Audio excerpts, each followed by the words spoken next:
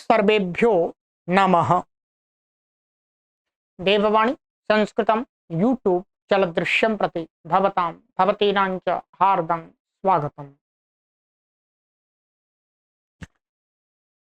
मित्रों, पारिभाषिका पढ़ रहे हैं और आज हमारी पारिभाषिक की कक्षा संख्या षड्विंशतितमी 26वीं कक्षा को पढ़ेंगे।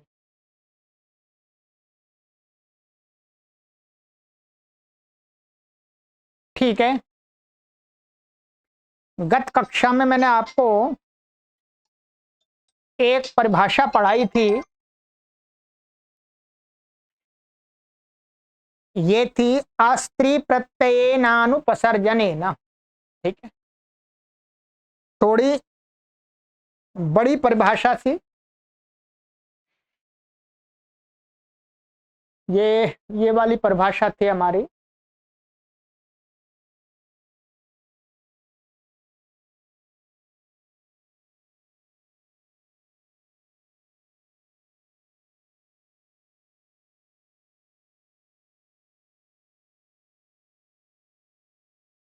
ये ठीक है, ये थोड़ी सी यहाँ पर ये जो पीछे तो ये सरल थी, बाकी ये जो भाग था ये हो सकता है आपको कठिन लगा हो, परंतु आपको जितना समझ में आ गया उतना काफी है। बाकी आप काशिका में और महाभाष्य में यदि बचा है तो वैसे तो मैंने पूरा प्रयास किया था अपनी तरफ से समझाने का। यदि आपको ऐसा लगता है तो फिर आप आराम से काशिका जब महाभाष्य पढ़ेंगे तब पूरी समझ में आपको विस्तार से और आ जाएगी। वहां पर और भी इसके अलावा इस प्रकार के उदाहरण देकर के समझाया है।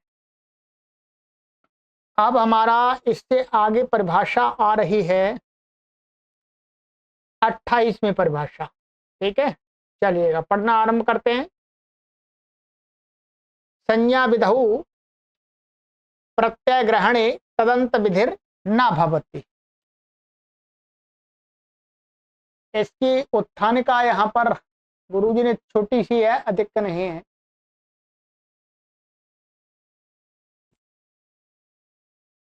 ये कहा सुप्तिगंतम पदम 1-4-14 इति सुबंतस्य तिङन्तस्य च समुदायस्य पद संज्ञा विधीयते।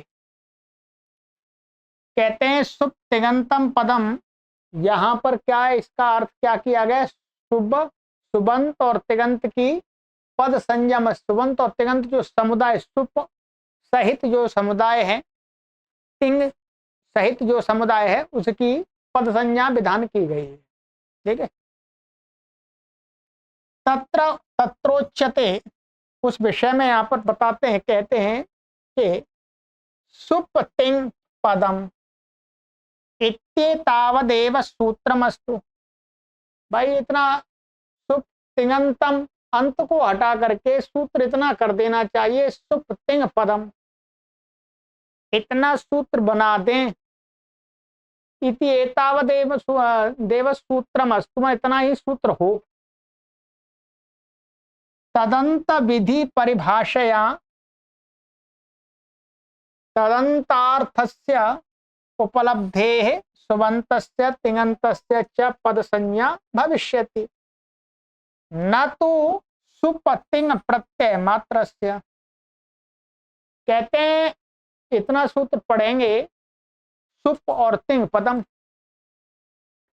अब क्या है, ये न विधि तदंतस्य और प्रत्यय ग्रहणे यस्मात् प्रत्ययो विहितस्तदादेः प्रत्यय तदादेः तदंतरस्य च ग्रहणं भवति। उस परिभाषा के बल से क्या आ जाएगा? सुबंत आ जाएगा। सुप अंत में है तो प्रत्यय की विधि है। ये प्रत्यय को सुप, सुप एक प्रत्यय तो है। प्रत्यय माने प्रत्याहार, प्रत्ययों का प्रत्याहार बना दिया, पर ये प्रत्यय को ही तो निर्देश कर रहा है। इसी प्रकार से तिंग शब्द भी प्रत्यय को निर्देश कर रहा है। तो प्रत्यय ग्रहणे उसमें तदंत का अपने आप, तदंत अपने आप आ जाएगा, सुबंत और तिङंत। तदंतार्थस्य उपलब्धे, मैं तदंत मैंने अंत, तदंत अपने आप उपलब्ध हो जाता है वहां। सुबंतस्य तिङन्तस्य च पद संज्ञा भविष्यति, सुबंत और तिङंत की पद संज्ञा हो जाएगी। न तो सुप तिंग प्रत्यय मात्र से। ऐसा तो नहीं है कि सुप और तिंग केवल सुप की और तिंग की प्रत्यय मात्र की, वो प्रत्यय मात्र की नहीं हो सकती, क्योंकि प्रत्यय ग्रहणी में तदादि और तदंत का ग्रहण होता है। ये तो अच्छी प्रकार से हमने समझ लिया। तो फिर इसमें तद एवं रूपेण यंत ग्रहणम अत्र व्यर्थम सज्जापयति इमाम ज्ञापक सिद्धाम परिभाषाम। कहते हैं कि तद मन इस प्रकार से, इस रूप से, इस प्रकार से क्या है, जो अंत ग्रहण इसमें पड़ा हुआ है सूत्र में, यहां पर व्यर्थ होता हुआ ज्ञापित करता है इस परिभाषा को। ठीक है, इस परिभाषा को ज्ञापित करता है कि यहां पर अंत ग्रहण पढ़ने का प्रयोजन है। प्रत्यय ग्रहणे अस्मा स प्रत्ययो विहितस्तदादे तदंतस्य च ग्रहणम भवति, ये जो परिभाषा है इस विषय में नहीं लगती। किस विषय में नहीं लगती? कहते हैं संज्ञा विधौ प्रत्यय ग्रहणे तदंत विधिर्न भवति।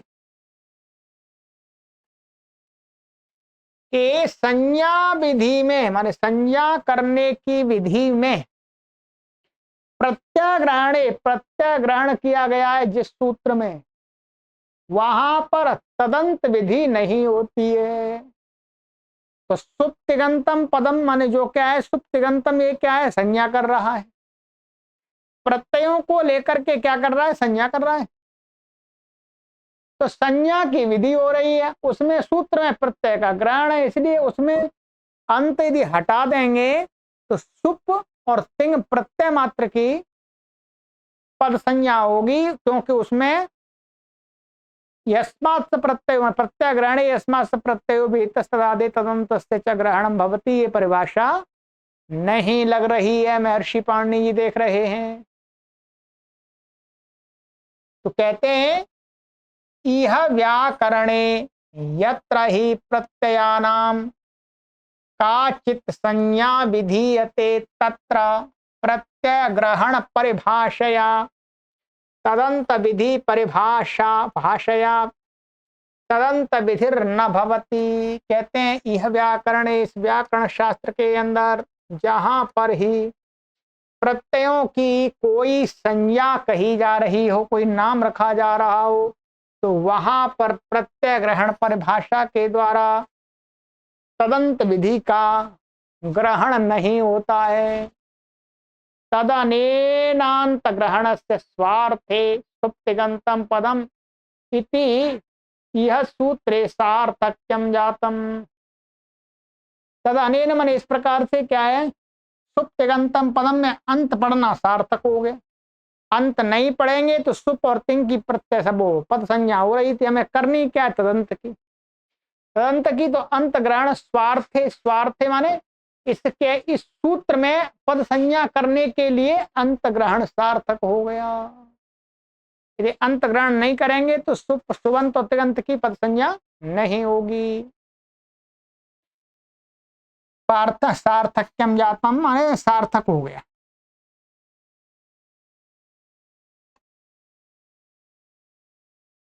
अन्यत्र अन्येषु सूत्रेषु चेदम फलम भवति यत् तरप तमपौघः इति तरप तम प्रत्ययोरुच्यमाना घ संज्ञा प्रत्यय ग्रहण परिभाषया तदन्तस्य तरवन्तस्य तबन्तस्य वा प्राप्ता सा प्रत्यय मात्रस्य एव भवति। और अब इसका लाभ क्या हो गया, प्रयोग फल क्या मिल गया। जैसे अन्यत्र कई सूत्रों में इसका फल ये होगा कि जैसे तरप तमप उघा, तरप और तमप प्रत्यय की घसंज्ञा कही है, तो यदि यहां पर ये परिभाषा ना हो, ये परिभाषा ना हो तो क्या होगा, प्रत्यय ग्रहण परिभाषा से तदंत का अंत का ग्रहण अपने आप हो जाएगा। तो तरबंत और तमप अंत वाले शब्द पूरे की होगी घसंज्ञा। अब ये परिभाषा है, इस कारण से क्या है, तरप प्रत्यय मात्र की ही होगी और तमप प्रत्यय मात्र की ही होगी, वही कहा। माने तरप तमप प्रत्यय की उच्चमान जो घासंज्ञाएं कही जा रही है वो प्रत्यय ग्रहण परिभाषा से तदंत से तरप और तमप की प्राप्त थी, तो वह प्रत्यय मात्र की ही अब होगी, क्योंकि परिभाषा वो लगती ही नहीं यहां पर। यदि ही तरप तमप प्रत्ययांत घसंज्ञा स्यात् तर्हि कुमारी गौरी तरा इत्यत्र गौरी तरा इति तरवंते घसंज के परता कुमारी शब्द से ह्रस्वत्वं प्रसज्येत। कह रहे हैं कि यदि तरप और तमप प्रत्यांत की यदि घसंज्ञा होने लगे, हो जावे, कोई कहे हो जाने दो, तरवंत की हो जाने दो तरप की, तो कहते हैं तो हो जाए, हैं यदि हो जाए तो कहते हैं यहाँ कुमारी गौरी तरा में क्या है, ये गौरी तरा तरप प्रत्यय तरवंत की हो जाएगी घसंज्ञा। अब इस घसंज्ञा के परे रहते यहां पर ह्रस्व पाने लगेगा। गारूप कल्प चिलट ब्रुगोत्र मत हतेश ग्योने काचो ह्रस्वा, इस कुमारी को माने वहां घा के परे रहते का है तो घा इसकी पूरी संज्ञा हो जाएगी। अभी सिद्धांतता क्या होता है, केवल तरफ की होती है, तरफ के परे रहते गौरी को ही ह्रस्व होता है। यदि तरवंत की होने लगेगी तो कुमारी को ह्रस्व होने लगेगा, ये पहले भी आया था थोड़ा। तो घसंज के परता कुमारी शब्द से ह्रस्वत्वम प्रसज्य, तब ह्रस्व की प्राप्ति होने लगेगी। तच्चा नया परिभाषया न भवती, और वो इस परिभाषा के संज्ञा विधौ प्रत्यय गणे तंत विदर नवती, इस परिभाषा बल से तरवंत की तमवंत की नहीं होती है। तरब ये वही घसंज को भवती न तो तरवंत, केवल तरप मात्र की घसंजा होगी, तरप अंत वाले की नहीं होगी। ठीक है, इतना भाग तो आपको आराम से समझ में आ गया होगा, इसमें कोई भी आपको कठिनाई नहीं हुई होगी। ठीक है, बस इतना ही समझना है वास्तव में। ठीक है, इतना ही आपको मुख्य रूप से इस परिभाषा का जो अर्थ है वो इतना ही समझ लेना, इतने से ही काम चल जाए। अब इसका आगे इसी परिभाषा का जो भाग आ रहा है, वो भाग मैं पहले ही आपको बता देता हूं, वो है शंका समाधान का।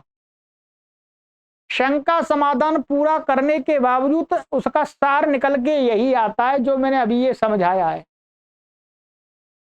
इसलिए वो शंका समाधान में यदि समझने में कहीं थोड़ी कमी बेशी रह जाए तो घबराने की आवश्यकता नहीं है। ठीक है, मैं तो समझाऊंगा पूरा आपको, पर उस पूरा शंका समाधान समझने के बाद यही सार निकलता है, सार जो उत्तर। ठीक है, परंतु समझाने में इधर उधर की बातें ली गई हैं, उनको समझाने का प्रयास करता हूं, समझिए। ठीक, ये परिभाषा का जो सिद्धांत था वो तो क्लियर हो गया एकदम। अब आइएगा,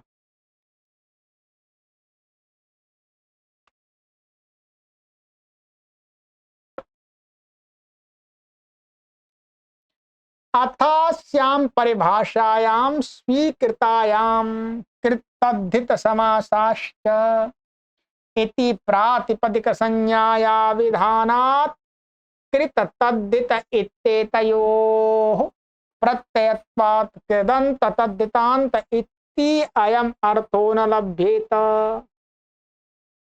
यहाँ तक कर दें। कहते हैं यदि अभी हमारे पास में ये परिभाषा है, संज्ञा में तो प्रत्यय गण तदंत विधर न होती, ये तो ठीक है, जैसे तरप तमप उघा में क्या है, तरप और तमप की अकेले की होती है। इसी प्रकार से जहां पर संज्ञा विधि वाले सूत्र होंगे और जिसमें अंत पड़ा हुआ है वहां तो कोई बात नहीं, वहां तो अंत की हो जाएगी। परंतु जहां पर अंत नहीं पड़ा हुआ और संज्ञा विधि है प्रत्यय को लेकर के, तो वहां तो ग्रहण नहीं होगा, ये परिभाषा मना कर देगी। वहां पर प्रत्यय ग्रहण यस्मा स प्रत्यय वेतस्तदादे तदंतस्य ग्रहणम भवति, ये नहीं लगेगी। बता रहे कैसे, इस परिभाषा के अस्तित्व में आने पर, इस परिभाषा के स्वीकार कर लेने पर एक सूत्र है कृत तद्धित समासाश्च, ये भी क्या है, संज्ञा सूत्र है। ये क्या करता है, प्रातिपदिक संज्ञा, कृत तद्धित और समास। ठीक है, समास तो प्रत्यय नहीं है तो वो इसका विषय नहीं बनेगा। ठीक, कृत और तद्धित है प्रत्यय, क्या है ये, कृत और तद्धित है प्रत्यय, और इन प्रत्ययों को लेकर के संज्ञा का विधान किया जा रहा है। यहां पर अंत ग्रहण पड़ा नहीं है कहीं, तो अंत ग्रहण पड़ा नहीं यहां पर, तो अभी इसका मतलब ये हुआ कृत प्रत्यय मात्र की प्रातिपदिक संज्ञा होगी, तद्धित प्रत्यय मात्र की प्रातिपदिक संज्ञा होगी, समुदाय की नहीं होगी, तदंत की नहीं होगी। इति प्रातिपदिक संज्ञायाः विधानात्, प्रातिपदिक संज्ञा के विधान से कृत तद्धित इत्येतयोः प्रत्ययत्वात् प्रत्यय कृदंत तद्धितांत इत्ययम् अर्थो न लभ्येत। मैं कृदंत और तद्धितांत ये अर्थ नहीं कर सकते हम। ततश्च प्रत्यय मात्रस्यैव प्रातिपदिक संज्ञा स्यात् प्रत्ययांतस्य चेष्यते। ततश्च उसके बाद क्या होगा, प्रत्यय मात्र की ही प्रातिपदिक संज्ञा प्राप्त होगी, होवे प्रत्यांत से जैसे। परंतु यहाँ पर क्या है, कृत प्रत्यांत समुदाय की प्रातिपदिक संज्ञा हमको इष्ट है, तद्धित प्रत्यांत की प्रातिपदिक संज्ञा हमको इष्ट है, महर्षि पाणिनि को इष्ट है, वैयाकरणों को इष्ट है, वो तो प्राप्त नहीं हो रही।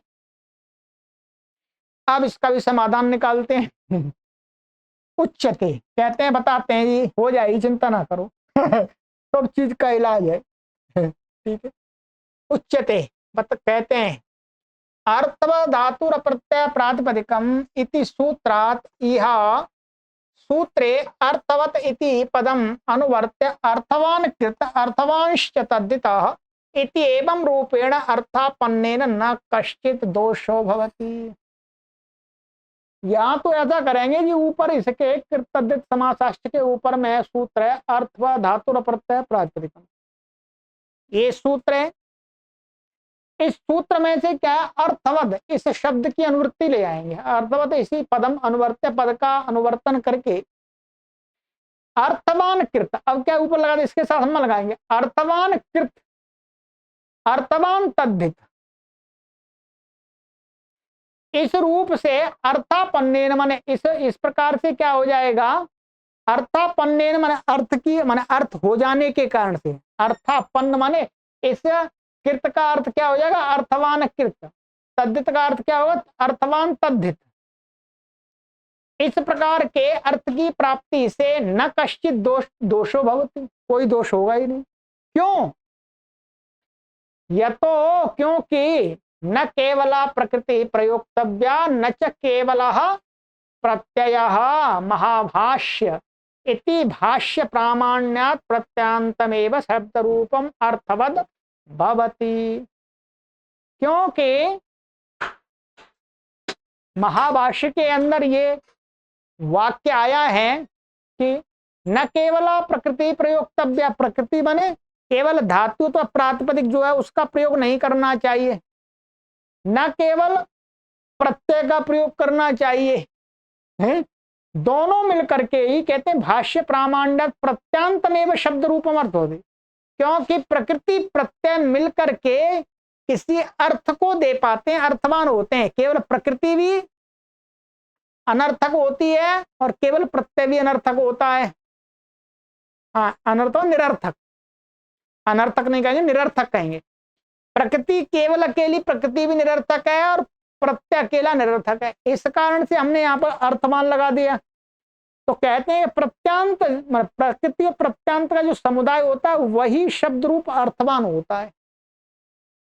एवं च कृत्वा, इस प्रकार से कृदंतम तद्धितांतम एव वा प्रातिपदिक संज्ञा भजते। इसलिए कृदंत और तद्धितांत शब्द रूप जो अर्थवान है उसकी प्रातिपदिक संज्ञा होती है। तो अब कोई दोष नहीं आया, ये परिभाषा बनी रही। यहां पर हमने ये समाधान ढूंढ लिया। दूसरी जगह तो हमें यहाँ पर प्रत्यय की संज्ञा का विधान किया गया प्रत्यय को लेकर, वहां तो प्रत्यय मात्र की चाहिए। जैसे तरप्तम पौघ, परंतु जहां पर अंत लगा दिया है वहां पर तदंत का ग्रहण होगा। यहां पर एक ये दिया था जैसे एवं एवं एवं सनाद्यंता धातु, यहां पर भी अंत पड़ा हुआ है। सनाद्यंत सनादि प्रत्यंत समुदाय की, क्योंकि यहां पर तो अंत पढ़ दिया, अंत पढ़ा है तो अंत अंत पढ़ना यहां पर ये सार्थक हो जाएगा कि यहां पर पूरे समुदाय की चाहिए इन्हें, माने सनंत समुदाय की चाहिए, इसलिए यहां पर अंत पड़ा हुआ है। जैसे सुप्तिगंतम पदम में अंत पड़ा हुआ है तो सुबंत और तिगंत की होती है। ठीक है, तो जहां जहां संज्ञा विधि होगी प्रत्यय को ग्रहण करके, वहां यदि अंत ग्रहण है तो तदंत की होगी, और यदि अंत ग्रहण नहीं है सूत्र में तो केवल प्रत्यय मात्र की होगी। यहां पर दोषारा तक कृतज्ञ समासाष्ट में उसका समाधान कर दिया कि वहां पर तो अपने आप ही तदंत विधि हो जाएगी। ठीक है, आइएगा अब और एक और। ठीक है, अब मैंने ये पढ़ाते समय ना हमने इस भाग को हटा दिया, ध्यान रखेंगे। पढ़ाते समय जो आगे का भाग है ये वस्तुतः इस परिभाषा को समझने में और जटिलता पैदा करता है, कुछ समाधान नहीं होता इससे। ये वास्तव में महाभाष्य की बातें हैं, यहां से लेकर के ये मैंने ये किया हुआ है, इसको ब्रैकेट किया हुआ है पूरी परिभाषा को, ये आगे यहां तक का जो भाग है इसकी यहां पर कोई आवश्यकता थी नहीं देने की, परंतु दे दिया है गुरुजी ने, तो वैसे कोई आवश्यकता नहीं, अभी मैं समझाऊंगा। और समझने में ये बहुत मुझे शक्ति लगानी पड़ेगी और आपको भी लगानी पड़ेगी, कोई बात नहीं, जितना समझ में आ जाए बात वो ठीक है, परिभाषा तो पहले ही मैंने बता दिया। ठीक है,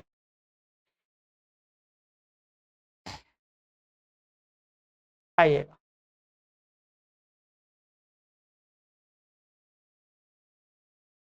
यद्येवमस्ति चेत यत्र हि प्रत्ययः प्रकृतेः पूर्वम् अवतिष्ठते यथा विभाषा सुपो बहुच पुरस्तात्तु इति तत्र तद्धितान्तस्याभावात् कथं प्रातिपदिक संज्ञा स्यात् बहुपटवः इति। अब देखिए शंका उठा दी, कहते हैं यदि एवं अस्ति चेत, ठीक है मान लिया आपकी, हमने ये भी बात मान ली कि प्रकृति और प्रत्यय अर्थवान ले लिया, ठीक है जी, तदंत का आपने करा दिया ग्रहण, परंतु कुछ स्थल ऐसे भी हैं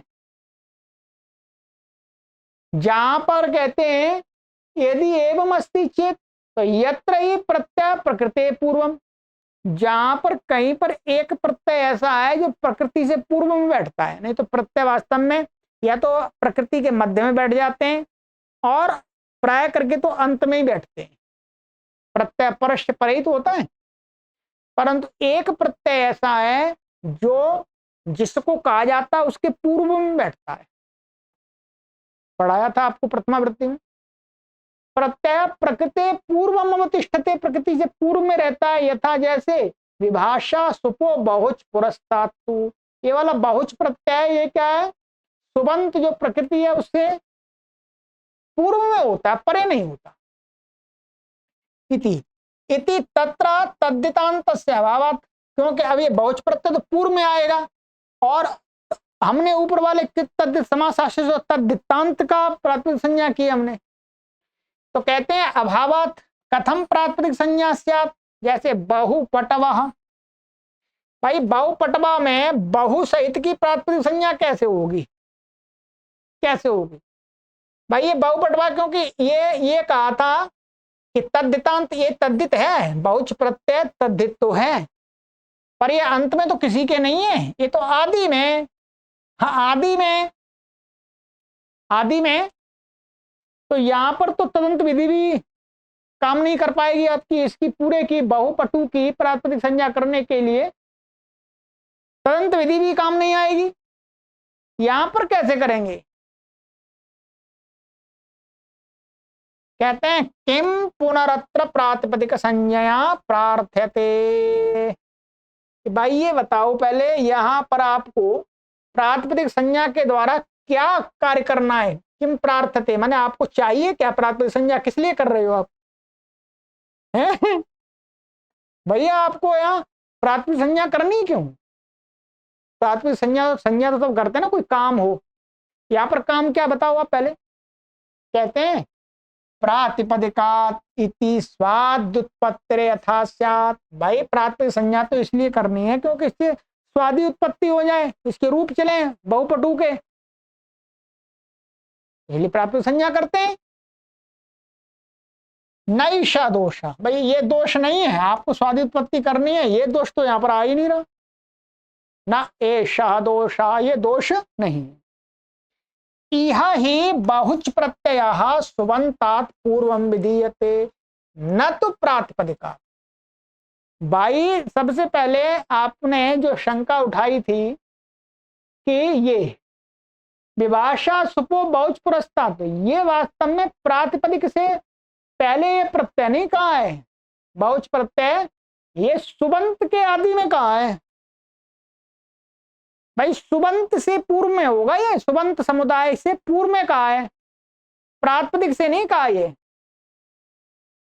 तो सुबंत तो पहले आ ही गया भाई, सुबंत तो पहले आ गया, स्वादी उत्पत्ति तो पहले हो गई, वो प्रत्यय तो बाद में आगे बैठ गया। ठीक है, बढ़िया। आप इसको स्वादी उत्पत्ति की परेशानी क्या, स्वादी उत्पत्ति तो पहले ही हो गई क्योंकि यहाँ सुप पड़ा हुआ है। वहां पर हमने आपको पढ़ाया था तब प्रथमा वृत्ति में, तो वहां दो पक्ष दिखाए थे। जो उस प्रकरण में जो प्रत्यय थे अकच आदि हैं और ये बहुच आदि हैं, कन संज्ञा कन आदि है, वहां कि वहां प्रातिपदिक से भी माने गए हैं और सुबंत से भी माने गए हैं। ये आपको ध्यान हो तो देख लीजिएगा, पढ़ लीजिएगा। सुबंत की भी अनुवृत्ति चल रही है, प्रातिपदिक की भी। जहां जो इष्ट है वैसा कर लेते हैं। तो यहां पर अभी ये उत्तर में समाधान करता उत्तर पक्षी ये कहता है कि भाई यहां पर सुबंत से विधान है, ये बहुच प्रत्यय सुबंत से होता है।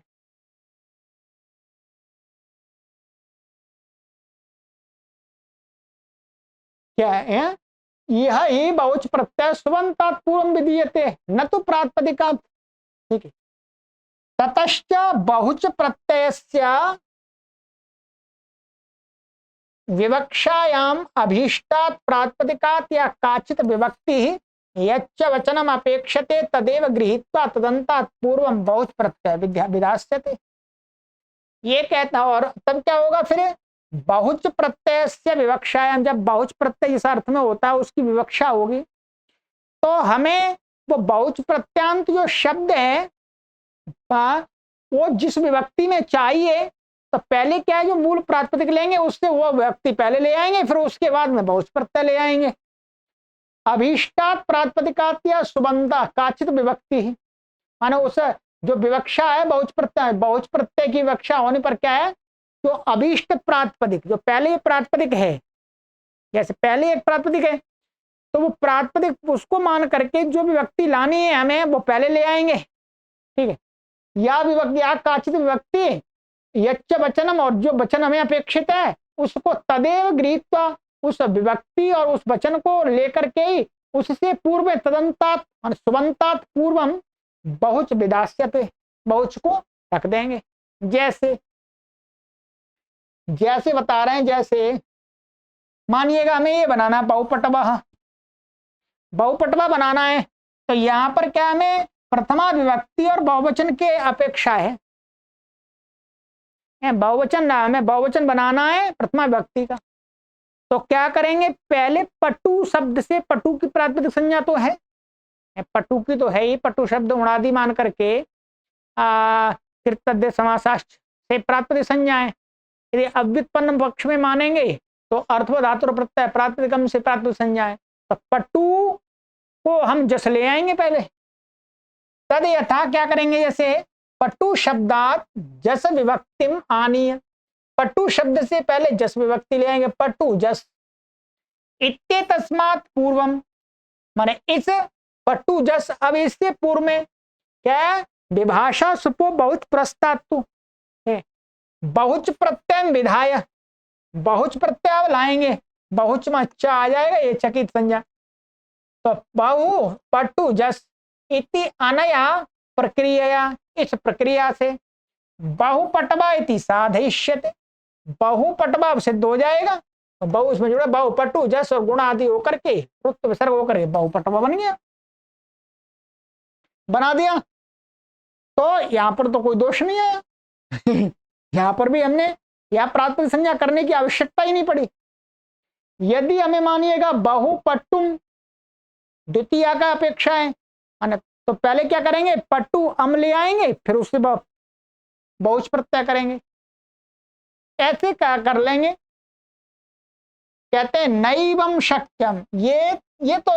ये गलत तरीका है, ये तो ऐसे तो नहीं बनेगा, कोई ऐसे ये नहीं बनता भाई। ये तो आपने बना दिया पर ये सही नहीं है। न एवं शक्यम इस प्रकार से आप नहीं कर सकते भाई।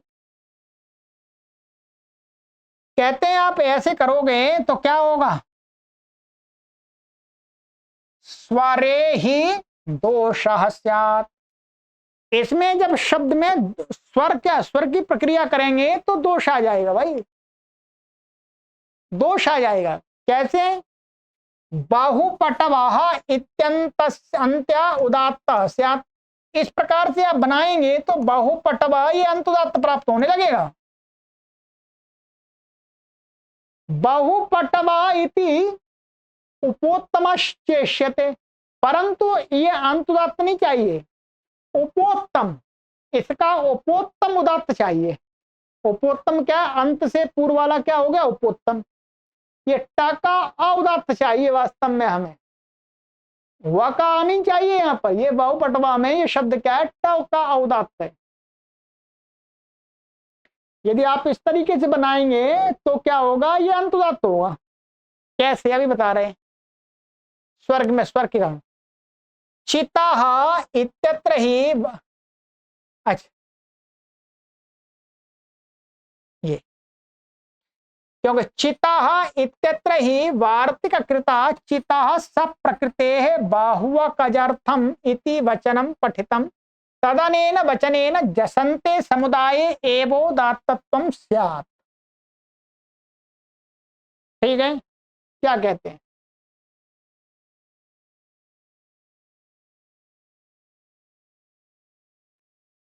क्योंकि ये चिता सूत्र है स्वर वाले प्रकरण में 6.1.157, यहां पर वार्तिककार आचार्य कात्यायन के द्वारा ये वाला चिता सब प्रकृति बहुक जाने, चिता यहां पर ये वार्तिक पड़ा हुआ है। आपको मैं काश कम देख करके बताता हूं क्या है, 6.1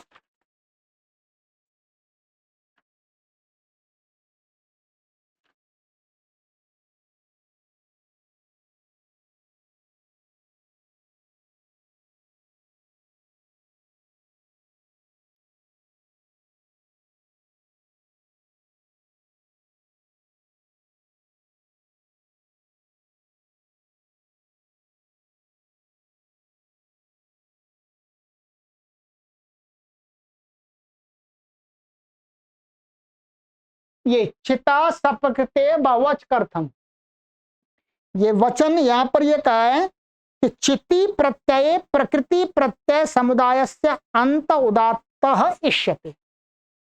इस वार्तिक का कि चिता सूत्र में क्या है, चित्त प्रत्यय के परे रहते, क्या है, चित्त प्रत्यय के परे रहते प्रकृति और प्रत्यय, क्या है, प्रकृति और प्रत्यय समुदाय जो है उसका अंत उदात्त करना चाहिए। तो यहां पर ये उदाहरण दिया है। ठीक है, अब ध्यान रखेंगे ये इति वचनम पठितम तदनेन वचनेन, तो अब उस वचन से प्रकृति और प्रत्यय बहुच प्रत्यय है, और बहुच प्रत्यय की प्रकृति क्या बनेगी, क्योंकि पट्टू और जस इससे बहुच प्रत्यय हुआ है। ठीक है, तो ये प्रकृति है और ये प्रत्यय है। चिता सूत्र में ये वार्तिक के द्वारा इसका ऐसा अर्थ निकाला है कि चिता का अर्थ ये कहना चाहिए कि प्रकृति और प्रत्यय, प्रकृति और प्रत्यय का जो समुदाय है उसका अंतुदात्त होता है। चित्त प्रत्यय का अंतुदात्त नहीं होता। प्रकृति चित्त प्रत्यय है उसका जो प्रकृति और प्रकृति समुदाय है, चाहे वो प्रत्यक्ष दर्वी हो, उस समुदाय का अंत उदात्त होता है। यदि आप इस प्रकार से बनाएंगे पट्टू जस और बहुच, तो ये क्या है, ये प्रकृति हो गई और ये पूरा समुदाय हो गया। इसका जो गुण होकर के ये माने इसका ये अंत उदात्त पाएगा आपके में, तो क्या आएगा, ये वाला उदात्त पाएगा कि जस का अ, देखो ये पूरा प्रकृति और प्रत्यय समुदाय हो गया और हमें चाहिए नहीं है? इस वार्तिक के द्वारा तो क्या है, जसंत प्रकृति सहित को अंत उदात्त हो रहा है और हमें चाहिए जस का अ है वो उदात्त नहीं चाहिए, हमें क्या चाहिए, ट का अ चाहिए।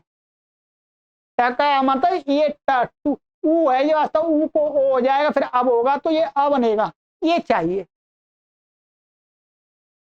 तो इसका मतलब क्या हुआ, ये स्वर आप कैसे लगा सकते हैं इसमें, यदि ऐसे बनाएंगे तो ये अंतुदात्त प्राप्त होगा, ये गलत है। इसकी हमें पहले प्रातिपदिक संज्ञा करनी होगी, प्रातिपदिक संज्ञा करेंगे तब इसका जस का लुक होगा। फिर तद्धित समासाष्ट से प्रातिपदिक संज्ञा, सुपो धातु प्रातिपदिक से लुक होगा। लुक होगा तो चित्त प्रकृति और प्रत्यय इतने बनेगा बाद में, फिर दोबारा जस आना चाहिए, फिर दोबारा जस आएगा तो ये वाला रूप बन जाएगा, तो सही हो जाएगा।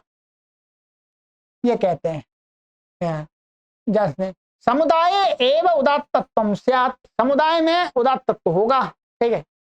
तस्मात् पूर्वोत्पन्नाया विभक्तेस्तु सुपो धातु इति लुग इष्यते, इसलिए ठीक है, इसलिए हमें ये वाला स्वर चाहिए, तो पहले क्या करना पड़ेगा, तस्मात् पूर्वोत्पन्नाया विभक्ते, पूर्व उत्पन्न जो विभक्ति है माने बहुत से पहले आई हुई जो विभक्ति है उसका हमें क्या करना है, धातु इति लुक इष्यते, सुपो धातु प्रातिपदिक से हमें लुक इष्ट है। लुक कब होगा, लुक तब होगा जब, लुक तब होगा जब इसकी प्रातिपदिक संज्ञा हो जाए पूरे की प्रातिपदिक संज्ञा हो जाए, और प्रातिपदिक संज्ञा नहीं हो पा रही क्योंकि ये बहुच प्रत्यय तद्धित है परंतु अंत में नहीं है, ठीक है।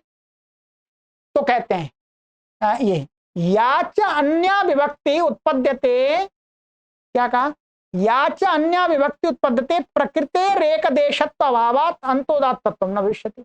अब मानिएगा जो पर ये था बाहु और पट्टू और ये वाला जो जस था ये तो हट गया, लुक हो गया, ये सिद्धांत पक्ष है, इसकी पूरे की प्रातिपदिक संज्ञा हमें करनी पड़ेगी। इसका लुक हो गया, फिर इसमें क्या कर दिया हमने, अब दोबारा जस आया। अब जो बहुच प्रत्यांत प्रकृति और प्रत्यय समुदाय इतना ही तो होगा, ये तो नहीं है क्योंकि ये तो इसका एक देश नहीं है, ये तो अलग आया है।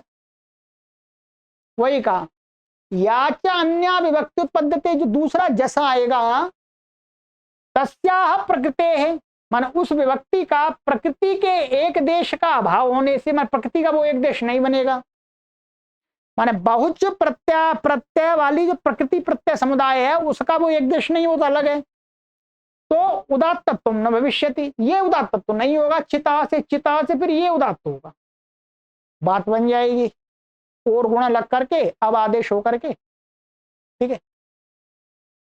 अच्छा तो फिर बताते, फिर ऐसा करते हैं उत्तर पक्षी है। एवं तरहि बाहु पाटु जस इत्यस्य समुदायस्य अर्थवत्वात् अर्थवा धातुर प्रत्यय प्रातिपदिक इत्यवेव प्रातिपदिक संज्ञा भविष्यति। ठीक है जी। अब दूसरा अब समाधान दे रहे हैं भाई, ठीक है, अब आपने हमारी बात को कैंसिल कर दिया है, हमने तो बिना प्रातिपदिक संज्ञा के भी उसको सिद्ध करना चाहा, परंतु आपने उसमें स्वर वाली टांग अड़ा दी। अब स्वर वाला तो हमारे विपक्ष में बात नहीं बन रही है, तो देखते हैं फिर प्रातिपदिक संज्ञा कुछ करते हैं। एवं तरेतर, चलो फिर इस प्रकार से तब तो बहु पट्टू जस ये प्रक्रिया हो गई, पट्टू जस सुबंत से बहुच प्रत्यय आ गया, क्या की संज्ञा, इत्य समुदाय से अर्थवत्वात्, ये समुदाय क्या है, वास्तव में अर्थवान है भाई, अर्थवान है। वहां पर हमने क्या लिया, अर्थवान कृत, अर्थवान तद्धित, यही तो लिया, अर्थवान कृत अर्थवान तद्धित।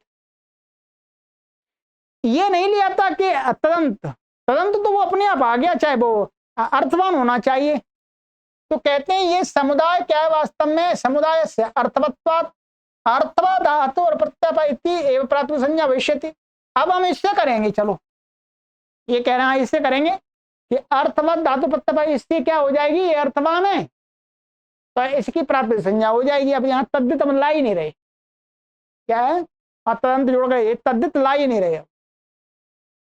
इति एवं प्राथमिक संज्ञा भविष्यति, इतने पूरे की। कहते हैं अप्रत्यय इति प्रतिषेधस्तो प्रत्यय ग्रहण परिभाषया तदादे तदंतस्यैवमितमर्हति। अब ये काशिका की बात है, यहाँ पर आपको समझ में आ जाए तो अच्छी बात है, नहीं समझ में आए तो छोड़ दीजिएगा, ठीक है। कहते हैं अप्रत्यय, इसमें क्या है, अप्रत्यय माने अधातु अप्रत्यय ऐसा पढ़ा हुआ है, प्रत्यय की नहीं होती है प्राथमिक संज्ञा, क्या है, अर्थवान प्रत्यय की नहीं होगी, अर्थवान धातु की नहीं होगी, धातु और प्रत्यय से भिन्न जो अर्थवान समुदाय है उसकी होती है, यही वहां पर अर्थ किया है, ठीक है। तो कहते हैं ये जो अप्रत्यय का प्रतिषेध है, जो प्रतिषेध किया है, तो प्रत्यय ग्रहण परिभाषया तदादे तदंत से भवितुमर्हति, यह जो प्रत्यय का निषेध किया है ये क्या है, इस परिभाषा के द्वारा ही प्रतिषेध हो सकता है। प्रत्यय को लेकर के बात कही है तो वो प्रत्यय अंत में होगा, माने इस परिभाषा में प्रतिषेधस्तु, ये जो प्रतिषेध है वो प्रत्यय ग्रहण परिभाषया तदादे तदंत से ही भवितुमर्हति, मन ठीक है, तदादि और तदंत समुदाय को ही निषेध हो सकता है जो अप्रत्यय कहा है वो, ठीक है। अप्रत्यय कहा है वास्तव में, अब ये आगे वाला सूत्र नहीं देख रहे, कृतद्धित समासाश्च वाला नहीं देख रहे, ठीक है।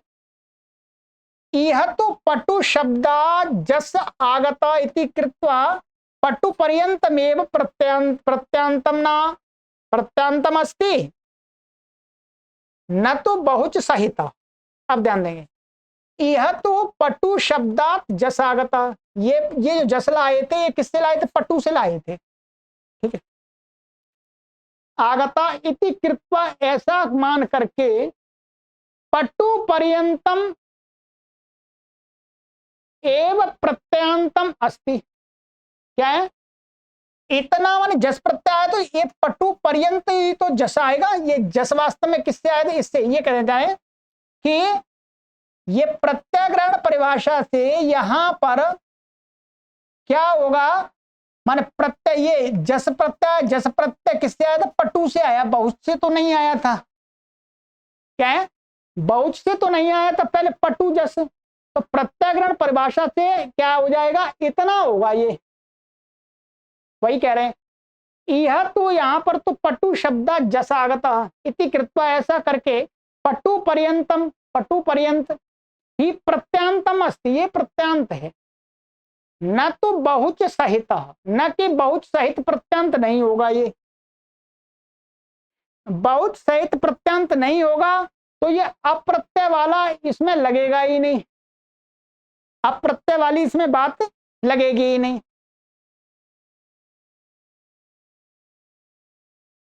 बहुच सहितस्य अप्रत्यांतत्वात् अप्रत्यय प्रतिषेधो न प्रवर्तिष्यते। बहुच सहित, अब बहुच सहित को देखेंगे, बहुपटु जस, इसके अप्रत्यांतत्वात्, क्योंकि ये अप्रत्यांत नहीं माना जाएगा, प्रत्यांत हम देख रहे हैं तो इस परिभाषा के बल से ये प्रत्यांत बनता है पटु जस, बहुच सहित प्रत्यांत नहीं बनता है ये, है क्योंकि जस इससे आया है, इससे नहीं आया, तो वही कहा ये बहुत सहित अप्रत्यांतत्वात्, अप्रत्यांत होने के कारण से अप्रत्यय जो इसमें कहा अप्रत्यय, वो प्रतिषेध नहीं होगा, अर्थात प्राथमिक संज्ञा का निषेध नहीं हो पाएगा। अच्छा ये हो गया, इसका मतलब ये अर्थवान समुदाय होगा पूरा, उसकी प्राथमिक संज्ञा हो जाएगी।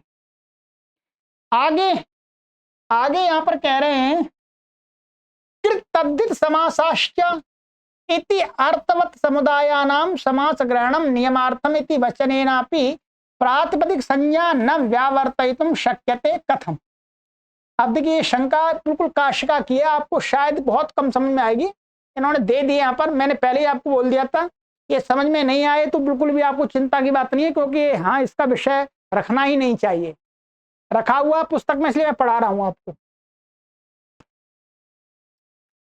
कह रहे हैं अब कृतद्धित समासाश्च इति अर्थवत् समुदायानाम समास ग्रहणम नियमार्थम भविष्यति। कृतद्धित समासाश्च में जो समास पढ़ा है वहां पर एक नियम निकाला है नियम निकाला है कि भाई समास जो समस्त पद होते हैं, समस्त पद होता है वो अर्थवान होता है। अर्थवान होता है तो क्या उसे अर्थव धातु प्रत्यय प्राप्ति से उसकी प्राप्ति संज्ञा प्राप्त थी, ठीक है। तो फिर भी समास यहां पर पड़ा हुआ है तो उसका प्रयोजन है, वो नियम बनाता है। नियम बनाता है कि अर्थवान समुदाय की यदि कहीं पर संज्ञा होती है, माने कई शब्दों को मिलाकर के अर्थवान होता है। जैसे वाक्य अर्थवान होता है, पूरा वाक्य क्या होता है, अर्थवान होता है।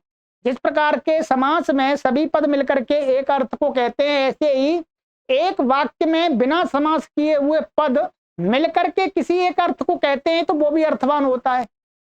तो यहां पर समास पढ़ के ये बताया था कि जहां यदि कई शब्द मिलकर के अर्थवान हो रहे हों समुदाय में, तो केवल वो सभी जगह नहीं लेना, उसमें समास में हुए जो शब्द अर्थवान है उन्हीं का ग्रहण करना है।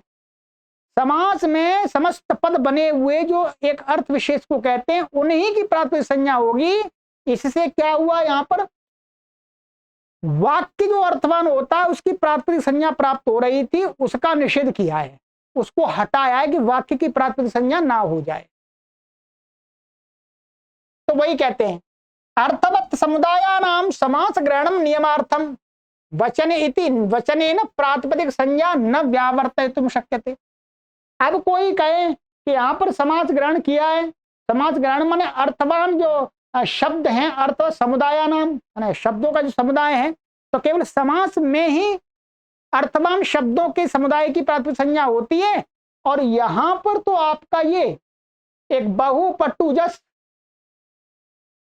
इन्होंने दो मान लिए, बहु और पट्टुजस, तो ये भी तो क्या है, अर्थवान समुदाय हैं। आप मान रहे हैं अर्थवान समुदाय, तो आप कहें कि वहां कोई ये कहे कि वहां समास पढ़ दिया है तो समास में ही होगी, इसका तो समास नहीं हो रहा, इसका समास नहीं हो रहा।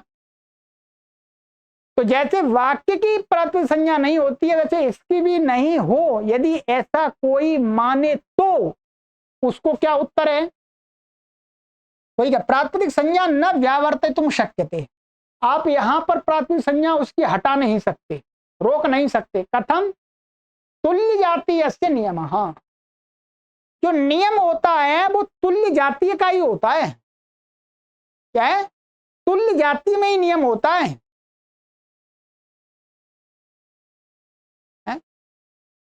तुल्य जातीय में ही नियम होता है, तुल्य जाति में ही निषेध होता है। जैसे कश्चा तुल्य जाति माने, जैसे मानिएगा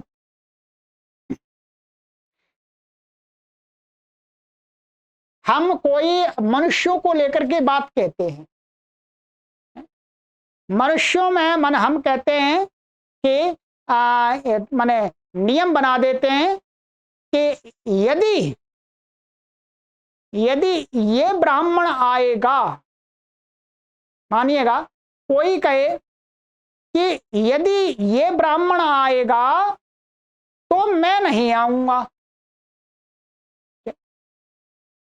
माने मानिएगा किसी व्यक्ति की आपस में रंजिश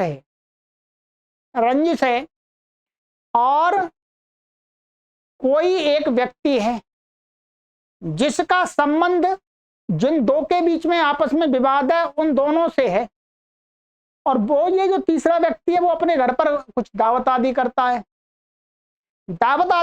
है, तो वो अनेक ब्राह्मणों को निमंत्रण देता है, अनेक ब्राह्मणों को निमंत्रण देता है। अब उसमें से जो जिनके बीच में विवाद है उसमें से एक आकर के कहता है कि भाई ये ब्राह्मण नहीं आना चाहिए। तो वो जो व्यक्ति है वो ब्राह्मण नहीं, ये ब्राह्मण नहीं आना चाहिए, इसका मतलब क्या है, दूसरे ब्राह्मण तो आ सकते हैं। इसका मतलब ये नहीं है कि ब्राह्मण के अतिरिक्त दूसरे लोगों का वहां पर विधि नहीं की जा रही, दूसरे लोग तो आएंगे ही नहीं। माने इसको मना कर रहा है तो इसका मतलब ये नहीं, इसको मना कर रहा है मतलब ये ब्राह्मण नहीं आए, दूसरे ब्राह्मण आ जाएं। ब्राह्मण से इतर क्षत्रियों की विधि नहीं हो रही वहां पर। तो तुल्य जातीय में ही नियम होता है, वो विधि होती है और निषेध होता है। जैसे वहां पर हमने जब कोई वहां पर तुल्यास प्रयत्नम सवर्णम आदि कहते हैं, वहां पर भी तो आपको बताया था। तो तुल्य जातीय से नियम कश्च तुल्य जातीय, यहां प्रश्न किया भाई तुल्य जातीय यहां पर कौन है समास के, तो कहते हैं यथा जातीय का नाम समास, माने जिस प्रकार का समास होता है, माने जिस प्रकार के अर्थवत शब्दों के समुदाय का समास होता है। कहते कथम जातीय का नाम समास, भाई किस प्रकार के पदों का समास होता है, तो कहते हैं सुबंता नाम। समास किसका होता है, सुबंत का होता है। सभी मात्र प्रातिपदिक का नहीं होता, सुबंत प्रातिपदिक का समास होता है। सुबंत प्रातिपदिक का समास होता है। प्रकृति में क्या बहुपटवा इत्यत्र तो बहुच इति असुबंत अस्ति। यदि आप इसमें देख रहे हैं कि एक ये समुदाय है, एक ये समुदाय है, ठीक है, ये तो सुबंत हैं परंतु ये तो सुबंत नहीं है। तो समास से जो नियम बना है वो सुबंतों का ही नियम बना है। सुबंत माने जैसे मानिएगा रामः गृहम गच्छति, ये थोड़ा कठिन तो हुआ है, कोई बात नहीं, आप मैं समझा देता हूं जितना भी समझ में आ जाए। अब रामा गृहम गच्छति ये एक वाक्य है, इसमें 3 शब्द हैं, 3 शब्दों का एक अर्थ है राम घर को जाता है। ये पूरा समुदाय अर्थवान है, अर्थवान है। और ये सुबंत भी है, ये भी सुबंत है, ये भी सुबंत है, ये भी सुबंत है। जैसे समास में सुबंत सुबंत सुबंत मिलकर के एक अर्थ को देते हैं, समास सुबंतों का होता है समुदाय। तो जो समास वहां पढ़ा है वो केवल इसकी व्यावृत्ति करेगा, क्योंकि जैसे सुबंतों का समास होता है वैसे ही यहां पर भी ये सुबंत हैं कई, इनको हटा रहा है वो नियम, इसको नहीं हटा पाएगा क्योंकि यहां पर ये बहु असुबंत है और पटु जैसे सुबंत है। इस समुदाय अर्थवान को वो नियम नहीं हटा सकता है वहां पर कृतज्ञ समास शास्त्र में जो समास पड़ा हुआ, ये कहना चाह रहे हैं, ठीक है। अब ये हो गया,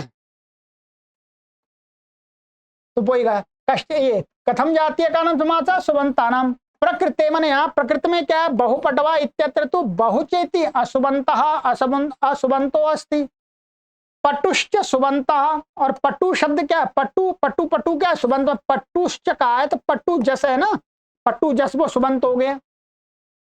तद एवं तब इस प्रकार से क्या होगा, तब वह इस प्रकार से पटु जस इति समुदायस्य अर्थ धातु प्रत्यय प्रायति इत्येव सिद्धा अत्र प्रातिपदिक संज्ञा। इस सूत्र से अर्थवान मान करके इसकी प्रातिपदिक संज्ञा कर लेंगे। क्या है, कर लेंगे। फिर सुपश्च प्रकृते जस प्रातिपदिक अवयवत्वात् सुपो धातु प्रातिपदिक होती लुकी। अब क्या इसकी पूरे की प्रातिपदिक संज्ञा हो गई, और ये सुप है, ये प्रकृति माने प्रकृति में प्रकृत माने इस प्रसंग में यहाँ पर जस क्या है प्रातिपदिक का अवयव बन जाएगा इस पूरे की प्रातिपदिक संज्ञा, तो सुपो धातु प्रातिपदिक वैसे इसको लुक हो जाएगा। इति लुकी बहुपटु शब्दात अन्य इष्टा विभक्तयः उत्पद्यन्ते, उसका लुक हो जाएगा। फिर दोबारा अब जो विभक्ति लानी है वो ले आएंगे। तो अब जब लाएंगे ये वाला बहु पटु, और अब ये क्या है इतना, अब ये जस आएगा। तो जब अब चिता सूत्र लगाएंगे, चिता सूत्र अब लगाएंगे तो किसको उदात्त करेगा, इसको उदात्त करेगा, तो ये बन जाएगा। तो ये समाधान निकाल लिया। ये समाधान आपको भी लग रहा होगा, इस समाधान का उस परिभाषा से आपको परिभाषा समझने में और डाउट पैदा कर देगा ना। इसलिए मैंने आपको पहले ही सूचना दे दी थी, परंतु यहां लिखा हुआ था, मुझे समझाना था, वो समझा दिया। और कई बातें इसमें ऐसी आई हैं कि आप जब काशिका में आपको पढ़ना पड़ेगा, जैसे कृत तद्धित समास शास्त्र में जो समास शब्द पढ़ा हुआ है वो नियम कैसे बना रहा है वहां पर स्पष्ट समझाया है। अब वहां समझाऊंगा तो कोई मतलब नहीं है यहाँ भी, ठीक है। दूसरा इन्होंने दे दिया यहाँ पर, सर्व का विश्व का इत्यादि अव्यय सर्वनामना मकच प्राकटे है इत्यनेन वेतस्य मध्य पतितस्य अकच सहितस्य कथम प्रातिपदिक संज्ञा भविष्यति चेत। कहते हैं अब इस पर विचार कर लेते हैं। एक प्रत्यय, ये तो पहले वाला था, अब एक प्रत्यय ऐसा भी है जो शब्द के बीच में बैठता है, सुबंत के बीच में बैठ जाता है वो आकर के। कौन सा, अकच है? क्या वो ये वहां पर जो अकच प्रत्यय होता है ये एकदम अभी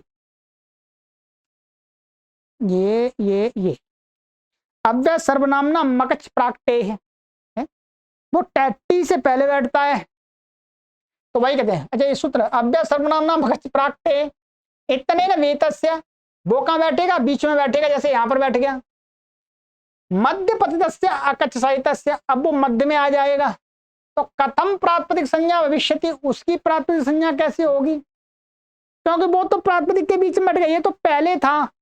अब यहां पर और समस्या आ जाए तो कहते हैं इसका समाधान ये, चेत कोई ऐसा कहे तदेक द्वेष भूत तदा तदेक देश भूत तद ग्रहणेन गृह्यते इति अनया परिभाषया प्रातिपदिकैक देशे निपत्ति तो कच पार्थक्यम न भजते तेन प्रातिपदिक ग्रहणेनैवा कचोपि ग्रहणम जायते इति। कहते हैं इसमें तो कोई कठिनाई नहीं होगी। क्या इसमें कोई कठिनाई नहीं होगी? जैसे मानिएगा ये सर्व शब्द है, क्या है, सर्व है, ठीक, सर्व है, और यहां पर मानिएगा आप ले आए सु, क्या ले आए, सु। अब यहां पर इसमें अकच प्रत्यय हो गया। अकच प्रत्यय कहां पर हो गया, सर्व, और टी से माने अ से पहले हो जाएगा अकच, और ये च चला जाएगा, आ चला जाएगा, अक, तो क्या बन जाएगा, ये सर्वक। क्या है, सर्वक, और ये इसमें मिला देंगे, और ये सु। अब ये बताओ, अब इसकी पूरे की प्रातिपदिक संज्ञा कैसे होगी, क्योंकि ये सुबंत माने उसको तो मान नहीं सकते, इसको तद्धितांत भी नहीं मान सकते, ये बीच में आ गया, ये तो यहां पर भी नहीं है, इधर भी नहीं है, इसकी प्रातिपदिक संज्ञा कैसे होगी। तो इसको कहते हैं भाई इसकी तो हो जाएगी, क्योंकि ये परिभाषा है हमारे पास में, तदेक देश भूत तद ग्रहण गते, माने कोई है उसका एक भाग बन गया है तो वो उसी के ग्रहण से हो जाएगा। ये बीच में बैठ गया है तो सर्वक, सर्व के ग्रहण से ही सर्वक का भी ग्रहण हो जाएगा, सर्व के ग्रहण से ही सर्वक का भी ग्रहण हो जाएगा, ठीक है। तो ये कहा परिभाषा है, पार्थक्यम न भजते, वो अलग उसकी सत्ता नहीं होती है, इस कारण से प्रातिपदिक के ग्रहण से ही वो अकच का भी ग्रहण हो जाएगा, अर्थात ये प्रातिपदिक बना रहेगा। यहां पर ऐसा मानते हैं ये प्रातिपदिक हो गया, ये तो इसका सु का प्रातिपदिक का अवयव मान लेंगे तो लुक हो जाए, फिर दोबारा सु ले आएंगे। इसकी दूसरी प्रक्रिया ये भी हमने वहां समझाई थी आपको, एव सर्व अकेले प्रातिपदिक से भी लाते हैं अकच, कहीं सुबंत से भी लाते हैं, कहीं अकचा लेके अकेले से भी लाते हैं, तो इनमें तो कोई परेशानी नहीं है, ठीक है। चलिएगा, तो इतना भाग यहां से लेकर के इतना भाग आपको मानिएगा मैंने एक्स्ट्रा पढ़ाया है, इसकी कोई आवश्यकता नहीं थी। वैसे इसकी भी आवश्यकता नहीं थी, परंतु ये तो चलो इसके साथ जुड़ गया था, इसमें से इसमें आगे निकाल दिया इन्होंने। परिभाषा का जो मूल सिद्धांत था वो यहीं पर समाप्त हो गया था, केवल 12-13 मिनट में ही हो गया था। अब बाकी की कक्षा बाकी पढ़ाई है, बाकी आपको जितना समझ में आ जाए उतने से आपको पूरा संतुष्ट होना है, ठीक है। क्योंकि जब मुझे ये पढ़ाया गया था तब मुझे ये भाग पूरा समझ में नहीं आया था, जब काशिका और महाभाष्य पढ़ा मैंने तब समझ में आया जो कोई ये है ही ऐसा विषय, ठीक है।